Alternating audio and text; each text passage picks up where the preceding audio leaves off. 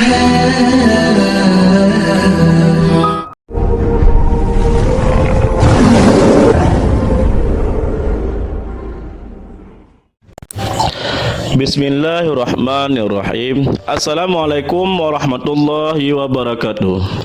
Kembali lagi di channel Pena Mahabbah. Pada kali ini kita akan membahas tentang hewan-hewan yang memberi isyarat di zaman para nabi-nabi. Sebelum kita lanjutkan video ini, mohon dukungkan dakwah kami dengan cara like, komen, dan berlangganan, serta bagikan video ini agar bermanfaat bagi yang lainnya. Kisah hewan memberi isyarat di zaman para nabi merupakan salah satu tanda kebesaran Allah Azza wa Jalla. Hewan-hewan ini memainkan perannya atas izin penciptanya, yaitu Allah Subhanahu wa Ta'ala. Al-Quran menghidangkan kepada kita kisah-kisah para nabi dan para wali-wali dengan sekumpulan hewan-hewan yang ajaib. Allah menceritakan bagaimana hewan tersebut bisa memotivasi kepada kita. Dengan izin Allah, hewan pun bisa memberikan manfaat kepada manusia. Adapun hewan-hewan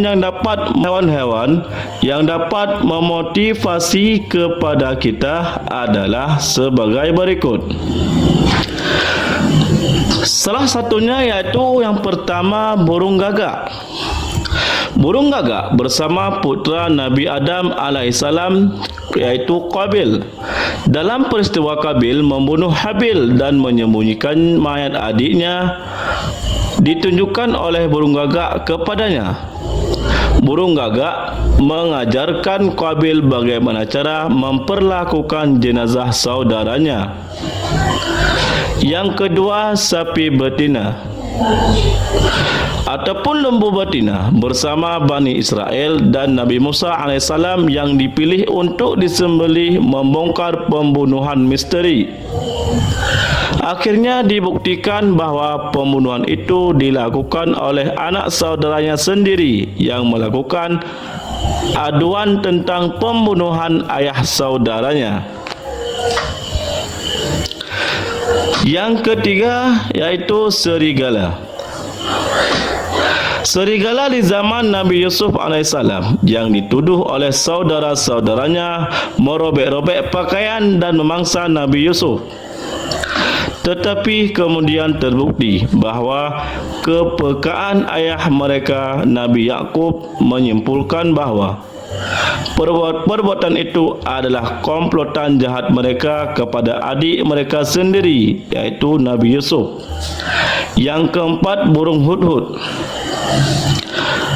Burung hudhud di zaman Nabi Sulaiman alaihissalam memberikan isyarat dan menceritakan tentang negeri Sabah dan keberadaan singgasana Ratu Balqis yang menyembah matahari.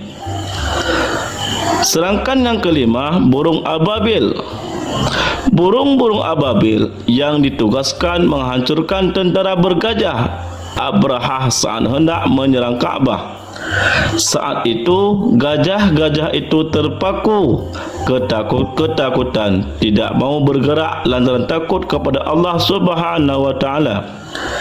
Tentara Abrahah itu akhirnya musnah di azab Allah seperti daun-daun dimakan ulat. Yang kelima, unta.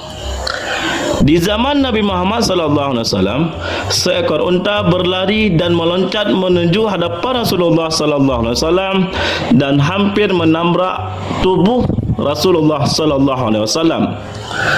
Rasulullah pun terkejut dan bertanya kepada unta tersebut, "Apa yang engkau alami sampai engkau meloncat sejauh itu hingga di depanku?" Tanyanya Rasulullah kepada unta.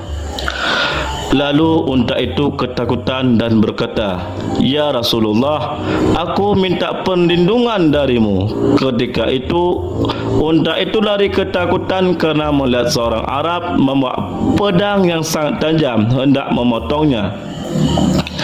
Kemudian Rasulullah menasihati orang itu untuk berbuat baik dan bersikap lembut kepada binatang.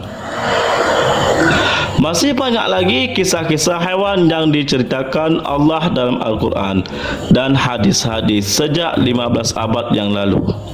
Sedangkan yang keenam yaitu semut. Al-Quran telah mengingatkan umat manusia sejak diutusnya Nabi Muhammad SAW. Ada banyak pelajaran dari hewan ini. Di antaranya diabadikan dalam surah An-Naml bukti yang bahawa binatang-binatang dapat memotivasi kita untuk menunjukkan kita ke jalan yang diridai oleh Allah Subhanahu wa taala. Wallahu a'lam bisawab. Wassalamualaikum warahmatullahi wabarakatuh.